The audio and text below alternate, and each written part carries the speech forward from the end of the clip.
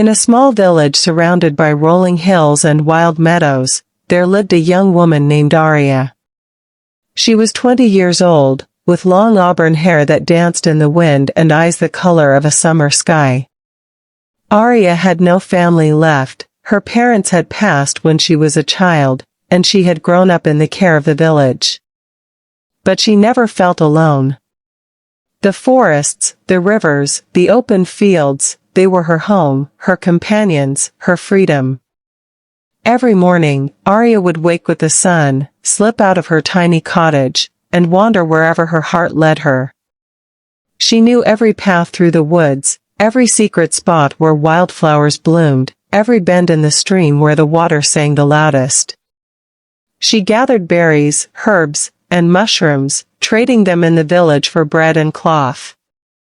She climbed trees just to feel the breeze higher up, ran barefoot across the grass until her lungs burned, and lay for hours watching clouds drift by. No one told her where to go or when to return. No walls held her in. That was her life, simple, wild, and completely her own. One late summer day, everything changed. The king's son, Prince Elias, was riding through the kingdom with his guards. He was 23, handsome in the way statues are handsome, tall, strong, with dark hair and sharp features.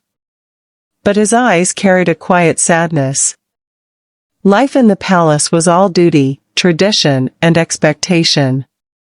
He smiled when he was told to smile, spoke when he was told to speak, and married whom his father chose, if the time ever came. He had never known what it felt like to choose his own path. That day, the hunting party passed near Aria's village. Prince Elias broke away from the group, needing a moment alone. He rode into the meadow and saw her. Aria was standing in the middle of tall grass, arms outstretched, spinning slowly with her face tilted toward the sun. Her laughter carried on the breeze like birdsong. She looked so alive, so untamed, that Elias could not look away. In that moment, something inside him stirred, a longing he could not name. He rode closer. Aria stopped spinning and saw him. For a heartbeat, they only stared. Then she smiled, unafraid, and said, "The meadow is big enough for two. You can spin if you like." Elias dismounted. He had never met anyone who spoke to him as though he were just another person. They talked. She asked about his horse, he asked about the flowers she carried. Hours slipped by. When the sun began to set, his guards found him and reminded him of his duties. He left, but he could not forget her. Over the next weeks, Elias returned again and again in secret. Aria welcomed him. She showed him how to find the sweetest berries, how to skip stones across the water, how to lie still and listen to the forest breathe. For the first time in his life, Elias felt free. He laughed without restraint. He forgot he was a prince. But freedom, he learned, is fragile. One day, Elias arrived with a different look in his eyes, determined, almost desperate. He took Aria's hands and said, "Come with me to the palace. Be my wife.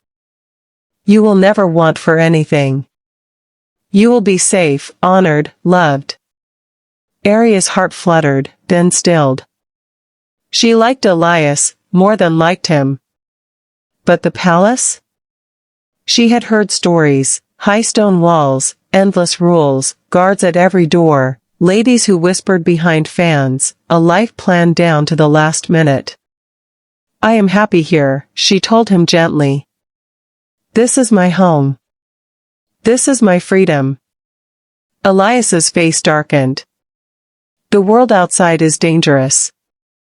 You are alone. One day you will need protection.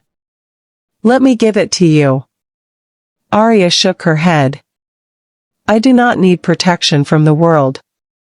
I need the world itself." But Elias had already decided. He believed he was saving her. He believed love meant keeping her close, keeping her safe, even if it meant taking her choices away. That night, royal carriages arrived at the village. Guards in shining armor surrounded Aria's cottage. The village elder, afraid of the king's anger, begged her to go willingly. Aria stood in her doorway, heart pounding, but she would not beg or cry. She walked to the carriage with her head high. The gates of the palace closed behind her with a sound like a lock snapping shut. Life in the palace was beautiful and terrible. Aria was given silken gowns, jewels that sparkled like stars, rooms larger than her entire cottage. Servants brought her everything she could ask for, except the one thing she wanted most. She could not leave. Not to walk in the meadows, not to gather herbs, not even to stand alone under the open sky. Every door had a guard. Every window looked onto courtyards ringed by walls. Lessons filled her days: how to curtsy, how to speak to nobles, how to smile without showing too much feeling. Her wild hair was braided and pinned. Her bare feet were forced into delicate shoes. At night, she stood at her window and looked at the stars, so far away they seemed cruel. Elias visited her often.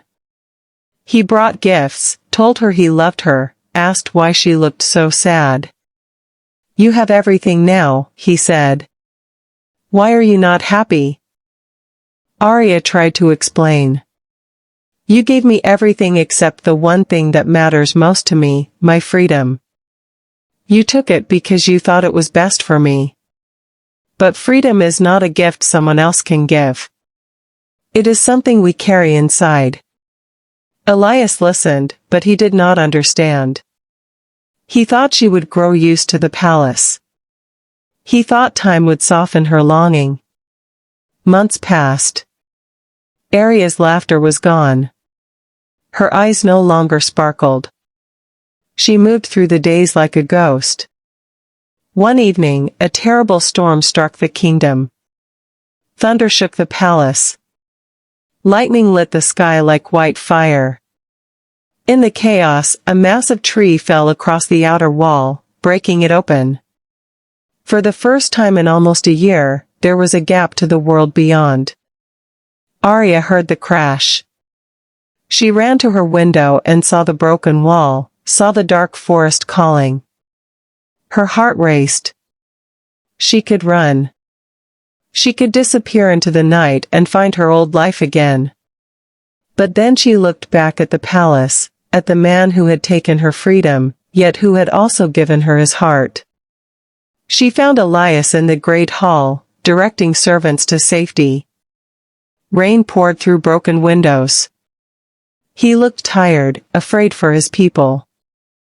Aria walked to him and took his hand. "Come with me," she said. He stared at her. "Where?" "Outside. Just for tonight. Just to feel the rain." He hesitated. Leaving the palace without permission broke every rule he had ever known.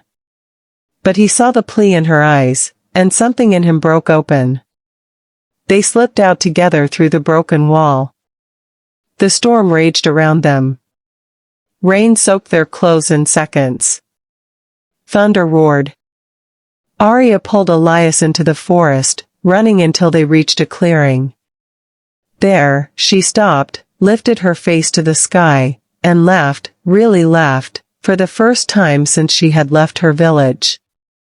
Elias watched her, drenched and shining, and suddenly understood. This was what he had taken from her. This joy. This wild, open happiness. He fell to his knees in the mud. "I am sorry," he said, voice breaking. "I thought I was protecting you. I thought love meant keeping you safe. But I stole the thing that made you shine. Forgive me." Tears mixed with rain on Aria's face. She knelt beside him. Love does not lock the door. Love opens it. The next morning, the storm was gone. The broken wall still gaped. Elias stood before his father, the king, and spoke words no prince had ever dared. "I will marry Aria," he said, "but only if she chooses it freely. The palace doors will stay open for her. She will come and go as she wishes. If she leaves forever, I will let her go." The king was furious. The court whispered. But Elias did not waver. He went to Aria. "You are free," he told her. "Truly free. Stay or leave, it is your choice." For a long moment, Aria only looked at him.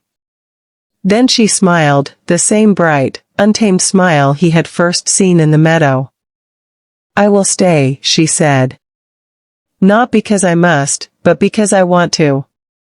And sometimes I will leave, just to run through the grass and feel the wind. And when I return, you will be waiting with the door open." Years later, people in the kingdom told a new story. They spoke of the princess who came and went as she pleased, who taught the prince how to laugh in the rain, who showed an entire palace that true love does not cage the heart, it sets it free. And on quiet evenings, if you walked past the palace gardens, you might see them, a woman with wild auburn hair and a man with gentle eyes, walking hand in hand through an open gate, toward whatever the wide world offered next.